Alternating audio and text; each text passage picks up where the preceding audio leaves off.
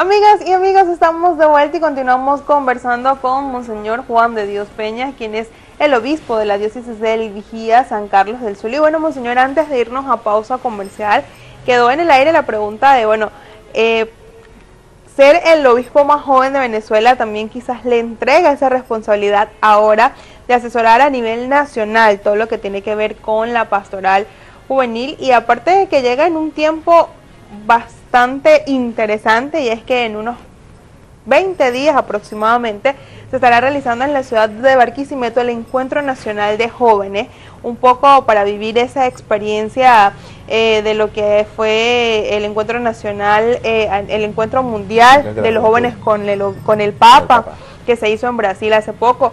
Para el próximo año se está preparando el próximo en un país europeo. Entonces, bueno, vivir un poco la experiencia para Venezuela. La situación económica y social del país le impide quizás a los jóvenes este año poder asistir, ¿no?, a este encuentro. Sin embargo, pues se va a vivir una experiencia nacional. Se espera la participación de una cantidad importante de jóvenes de todas las diócesis y de todas las parroquias de Venezuela. Y bueno, ¿cómo se prepara para vivir ese encuentro? Porque además va a acompañar pues esta bonita, por así decirlo, actividad que está siendo organizada en la ciudad de Barquisimeto.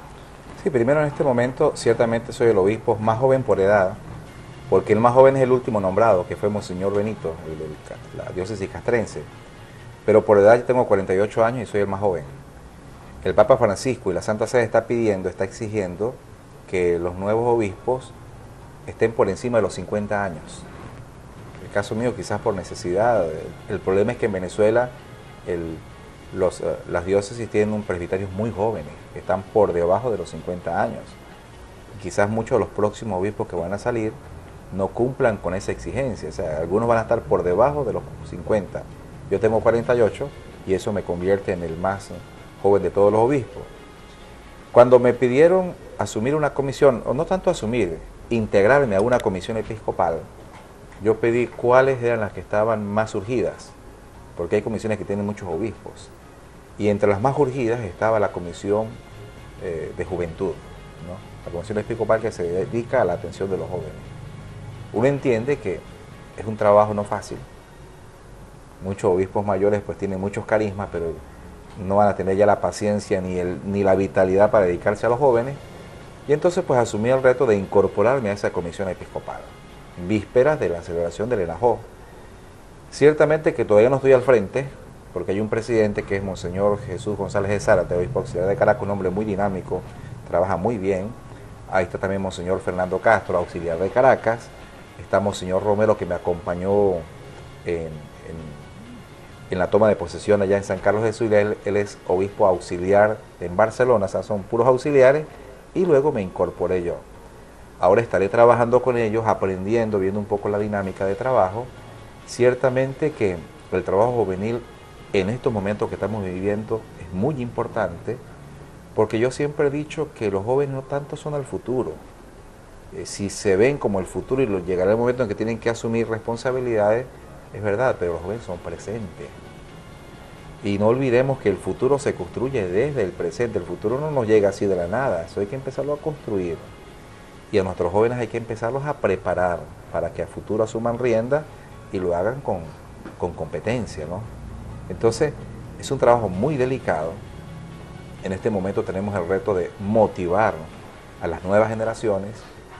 Yo creo que tendremos que, como todas sociedades, siempre continuamente experimenta cambios, tenemos que preparar a nuestros jóvenes para épocas de cambio, ¿no? No solamente en este nuevo milenio, sino que el país requiere de ciertamente asumir el reto de cambiar muchas cosas, y para allá tenemos que ir.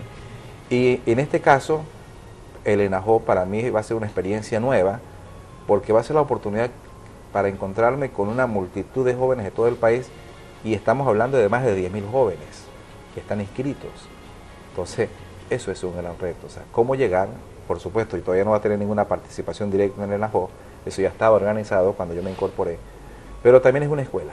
Ahí voy a empezar a palpar, a hacer un diagnóstico de la realidad juvenil venezolana, y eso me permitirá más adelante ya incorporarme de lleno al trabajo juvenil, que por supuesto lo comenzamos en la diócesis, ahora 25 de julio, cuando Dios mediante vamos a hacer el encuentro diocesano de jóvenes y el envío de aquellos que van a participar en el ENAJO, en el Encuentro Nacional de Jóvenes. Sí, bueno, toda esta semana, desde el día viernes, en la comunidad de El Pinar, para las personas que nos están viendo, pues también está organizada esta actividad de lo que es la jornada del encuentro, también como se ha denominado el encuentro de los jóvenes con el obispo.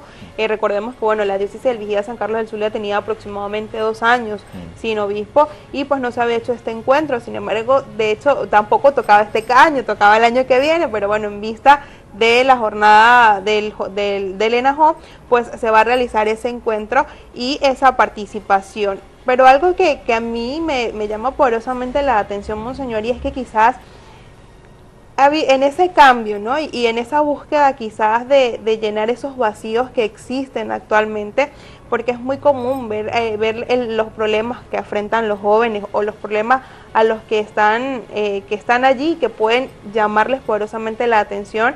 Y bueno, yo veía se ve con muchísima preocupación la cantidad de jóvenes que se suicidan actualmente, los que tienen que soportar el bullying, como se ha conocido. Son tantos problemas, pero también ha habido una integración de estos jóvenes en la iglesia, ¿no? Y yo creo que aquí juega un papel también trascendental esa figura del Papa, esa figura cercana del Papa, ese oler a ovejas, ¿no? Como ha sido el mensaje, y que lo hemos visto además también en la reciente gira que realizó por algunos países de Sudamérica, donde el encuentro con los jóvenes era lo vital, lo esencial, y el mensaje precisamente iba dirigido a esa población juvenil que es el mismo problema, son las realidades aquí y en cualquier parte del mundo, ¿no? Pero yo creo que en eso también pues ha jugado un papel esencial esa figura cercana del Papa, ese romper esquemas, ese no verlo como su santidad, sino verlo también más cercano, y también ese lenguaje de hermandad, ¿no?, que transmite el Papa Francisco. Sí, el Papa Francisco, primero que nos ha renovado en la ilusión juvenil que logró en su momento Juan Pablo II, hoy santo. Yo pertenezco a la generación de Juan Pablo II. Cuando él vino a Venezuela yo estaba estudiando 5º año, y no fue que esa fue la motivación definitiva para entrar al seminario, ya estaba motivado desde niño, pero fue el impulso, ¿no? Fue el impulso. Somos de la generación de Juan Pablo, que a nivel juvenil pues causó un gran impacto.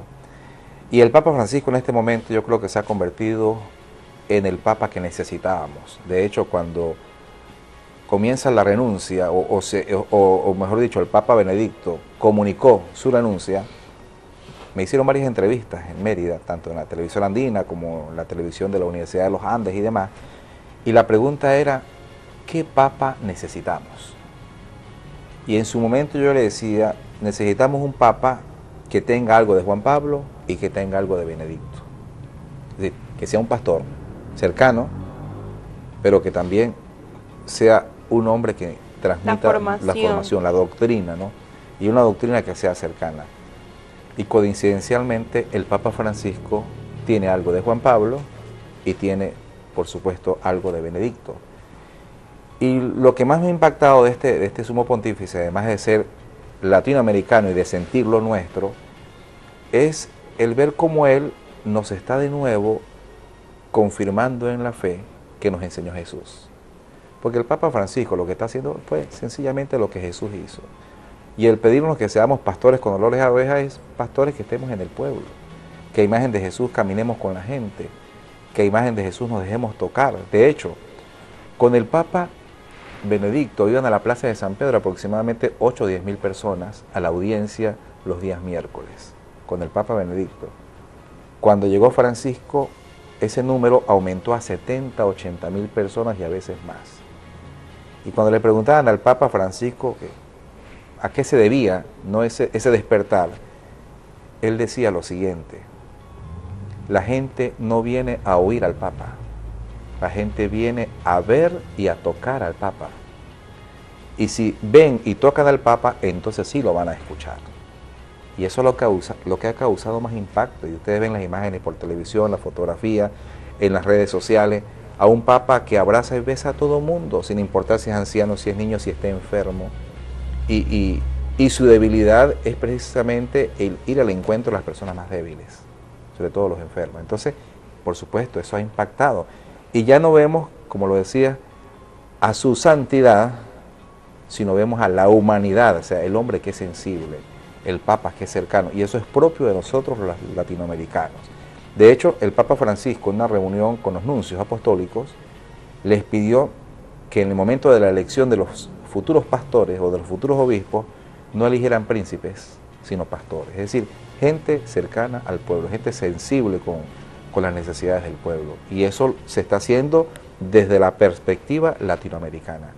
Entonces, pues realmente yo creo que toda esta reacción a nivel juvenil y a nivel de iglesia, porque no solamente son los jóvenes, sino son muchísimas personas que de nuevo se están integrando, se están acercando a la iglesia, es gracias no solo al mensaje del Papa, sino al testimonio que él nos está dando de humildad y de cercanía, que este mundo lo necesitaba, y por eso es que ha causado impacto no solamente en el mundo católico, es en todo el mundo, en otras religiones, en otras culturas. Y leía no hace mucho un artículo donde decía: la Santa Sede goza de buena salud, se llamaba el artículo. ¿Por qué? Porque el Papa Francisco en este momento es el pontífice más citado por jefes de Estado. En el caso de Estados Unidos con el presidente Obama, mire, los presidentes anteriores nunca habían citado a un Papa, y Obama en más de una oportunidad ha citado al Papa Francisco. Y eso que todavía no he ido a Estados Unidos, esperemos ahora cuando vaya, ¿no?, para ver cómo va a ser ese encuentro en Norteamérica. Pero eso da a entender cómo ha causado el Papa Francisco un impacto, no solo en el mundo juvenil, sino en todos los sectores de la sociedad, incluso en culturas que tradicionalmente no son católicas. Y que además sus mensajes han sido mensajes muy claros, mensajes muy acordes a la realidad, ¿no? Y bueno, aprovechar de hablar de la realidad, yo quiero que hablemos de esa última carta firmada en la Conferencia Episcopal Venezolana, en la última reunión que se realizó, reunión donde usted estuvo presente a solo días, como bien lo explicó al principio, pues de haber sido ordenado, y donde quizás había una expectativa, ¿no? Porque era lo que usted decía, el respeto, quizás esos mayores y sentirse así como el nuevo, ¿no? Vivirlo de cerca, pero sin embargo sí, hemos observado en diferentes redes sociales ya ese mensaje, ¿no? Tomado además del Éxodo, que dice: yo, tu Dios, he visto el sufrimiento del pueblo, ¿no?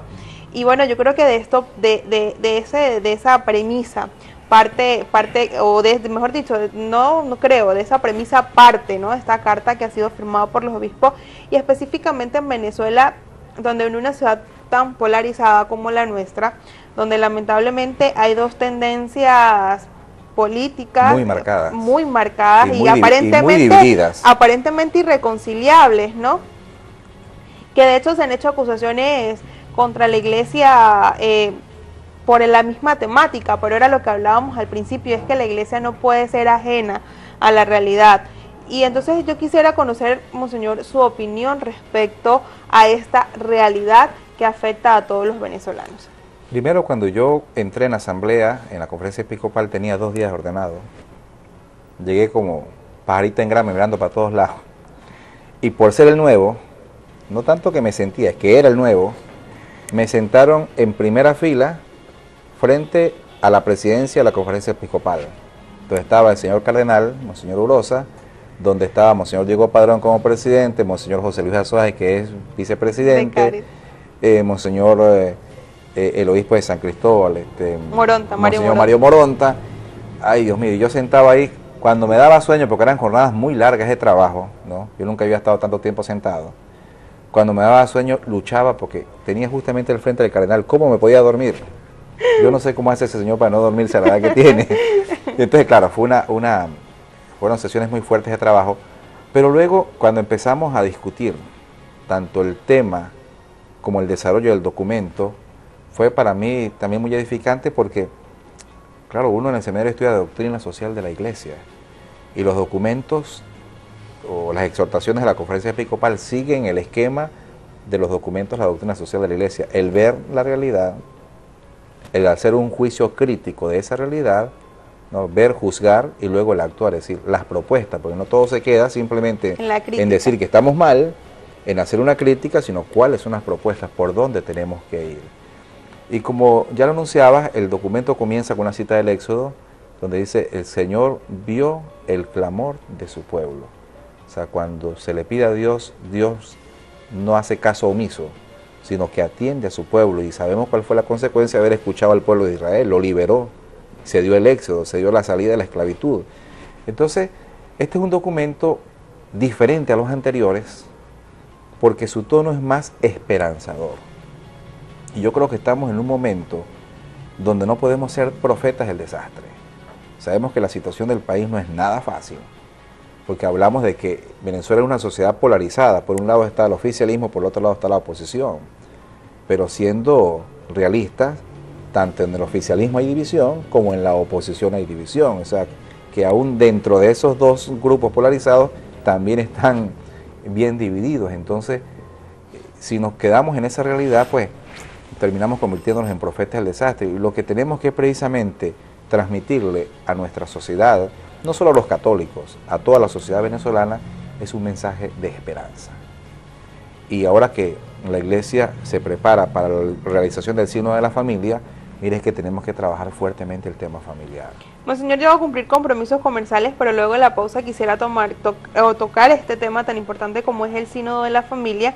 Y es que, bueno, primero, en primer lugar, este ha sido el mensaje enviado en la Jornada Mundial de las Comunicaciones, un tema que nos acerca, que también marca la responsabilidad o la corresponsabilidad que todos tenemos, ¿no? Entonces, vamos a compromisos comerciales y luego de la pausa retomamos este tema. Ustedes en casita no se aparten, ya regresamos.